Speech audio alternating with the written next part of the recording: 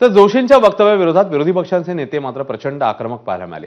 आदित्य ठाकरे, जितेंद्र आव्हाड आणि रोहित पवार काय म्हणतायत पाहूया। मुंबईची भाषा असेल या महाराष्ट्राची भाषा असेल ही मराठीच आहे ही सुरेश जोशी यांनी जाणून घ्यावं आणि ह्या वक्तव्यासाठी त्यांनी माफी मागायलाच पाहिजे।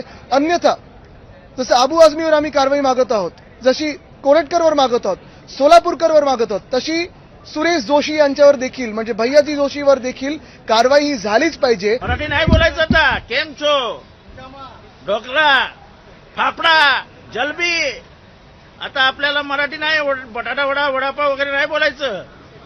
आता मुंबईत राहायचं असेल तर गुजराती बोलायचं।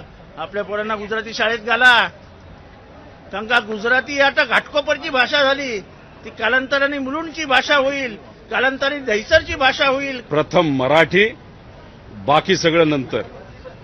खरं तर भैयाजी जोशी जे बोललेत की मुंबईमध्ये गुजराती भाषेला महत्व दिलं गेलं पाहिजे, आम्ही तर याचं उत्तर द्यायला काय हे नाही, पण आम्ही याचा विरोध त्या ठिकाणी करतो। पण याचं उत्तर जर कोणाकडनं मागायचं असेल ते आपल्या राज्याच्या मुख्यमंत्र्यांकडनं आपण मागितलं पाहिजे। एबीपी माझा, उघडा डोळे बघा नीट।